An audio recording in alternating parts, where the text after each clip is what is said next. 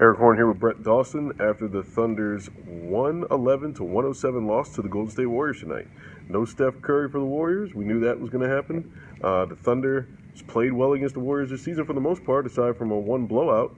And, close game tonight, but it seemed like Russell Westbrook was one of the only three stars that showed up. Yeah, Westbrook was great. I mean, he played one of the best games he's played all season, really under control for the most part.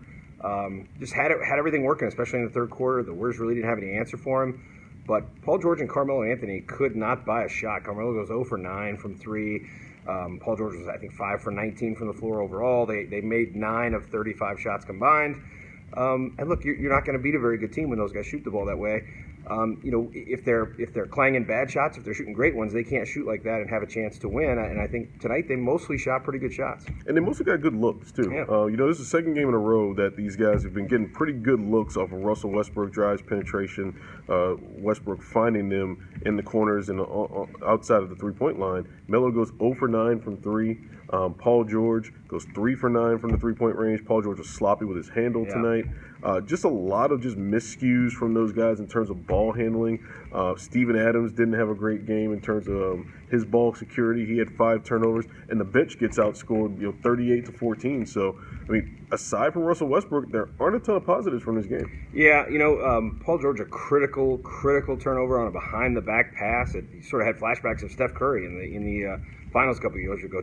Not quite as critical. No, but just the idea of throwing a behind-the-back pass in a critical situation, very odd choice by Paul George. He just was really not good. He's Paul George, and so defensively he still brought some things. I think they made Kevin Durant work for what he got, and Paul George obviously is always going to key a lot of what they do on Durant.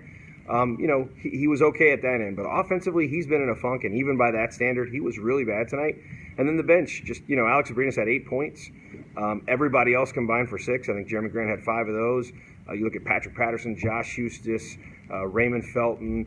Those guys combined to miss all their shots, and that's going to make it tough, especially when the Warriors have guys, who are kind of lighting it up. But as Billy Donovan said, there are going to be nights when those guys on the bench, just by the nature of who they are as players, they're not going to score a lot. They're not going to make a lot of shots. But they got to defend better than they did tonight. And by Billy Donovan standards, he said our second unit probably could have been better defensively. That's like Billy Donovan setting some guys on fire. Yeah, and then, Thunder didn't turn the Warriors as much over. Yeah. Didn't turn them over as much as they typically do in these games. Warriors only had 13 turnovers tonight. The Thunder's been turning them over a ton. Getting in that 20 range is usually where they're successful in the 2 blowouts they've had this season. Meanwhile, the Thunder commit 16 turnovers and, just critical ones that led to layups for the Warriors' second unit that, really have no business giving up. Yeah, that was the thing between the turnovers, and Billy Donovan talked about some of the back cuts they gave up. The second unit really gave up too many points in the paint. And if you look at the starters, the Thunder starters, even with the way Paul George and Carmelo Anthony shot, you just look at what the score was when those guys were on the floor, pretty good. I think Paul George was a net negative, but he played a lot with bench guys, as he always does. The starters were pretty good with Westbrook on the floor, pretty good. But a huge gap when those bench guys were on the court, and then, the Warriors just good enough. Kevin Durant made some shots. Klay Thompson made some shots that were good enough to win and make plays, and the Thunder just didn't get enough done. In terms of the standings, the Thunder continues to lose a grip of what they can control. The only thing that they can really control is getting in the playoffs at this point. They win 2, they're in. They can get the 8th seed. But other than that, a lot of things are just out of their hands at this point. Everything else above them is out of their hands in terms of seeding. Yeah, they don't really control their destiny for anything except getting in. They got to win 2 games to get in. Look, they got 3 games left. They're probably going to make it into the playoffs. But we're once again in a situation, every time they lose a game, that certainty dips just a little bit. They're going to win 1 game. They got Memphis in the last game of the year.